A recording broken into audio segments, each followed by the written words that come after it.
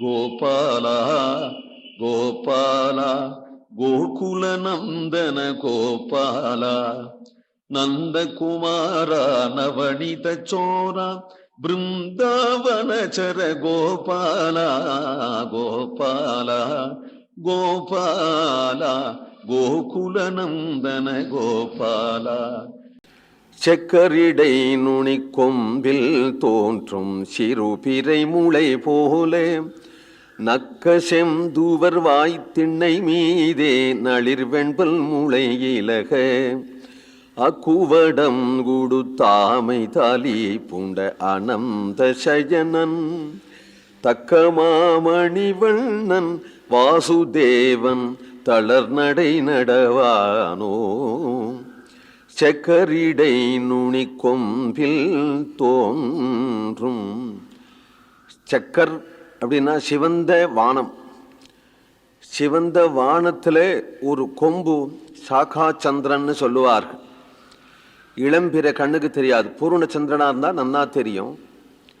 இளம்பிறையை பார்க்கணும் அப்படின்னு மூணாம்பிறை சந்திரனை பார்க்கணும் என்று போகிறவர்கள் அதோ அந்த கிளை தெரிகிறது பார், அது ஒருக்கு சந்திரன் என்று தானே காட்டுவா.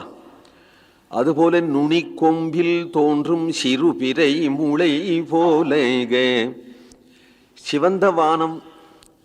சிவந்த வானத்தில் தெரியக்கூடிய அர்த்தச்சந்திரன் போலே சிறு. ஏனென்றால் கண்ணனுடைய உதடு நல்ல சிவப்பா இருக்கிறதுனாலே அது சிவந்த வானம் போல இருக்கு. அதுல முத்து போன்றதாகிய இந்த பல் இளம்பிறை சந்திரன் போல இருக்கு. அதுபோல நக்க என்றால் சிரிக்க, கண்ணன் சிரிக்கும் பொழுது அப்படி தோற்றுகிறது. செந்துவர் வாய் திண்ணை மீதே நளிர் வெண்பல் முளை இலக சிவந்த வாய், அந்த உதடே அந்த முத்துகள் வைப்பதற்கு ஒரு திண்ணை போல இருக்கு, உன்னதமான இடம் அது போல இருக்கு. அந்த உதட்டினுடைய சிவந்த உதட்டினுடைய இடையிலே தெரியக்கூடியதான வெண்பல், அழகான பல். அந்த பல்லும் சுளை சுளையா இல்லாம முளை போல இருக்கு. அங்குரம் போல சிறிய சிறிய பல் இலக அங்குவடம் குடுத்து ஆமை தாலி பூண்ட அக்குவடம். அக்குன்னா சங்கு. சிறு சிறு சங்குனால ஒரு வடம் பண்ணி அதுல முத்து கட்டி அதை இடுப்புல கட்டுவாளா.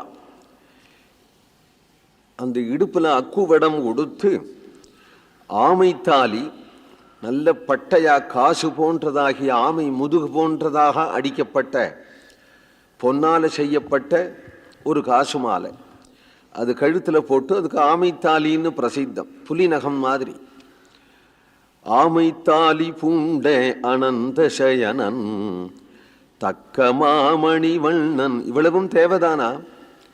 இவ்வளவு பூஷணங்களும் அவனுக்கு தேவைதானா? எல்லாத்தையும் கழற்றி விட்டு திருமஞ்சனமாட்டுவதற்காக எல்லாவற்றையும் கழட்டி வச்சுட்டு நிற்க வச்சாலும் அவனுடைய திருமேனி பார்க்க பார்க்க ஆசையாயிருக்கும் என்கின்றதுனாலே தக்க மாமணிவண்ணன் வாசுதேவன் தளர்நடை நடவானோ. கோவிந்தநாம சங்கீர்த்தனம்.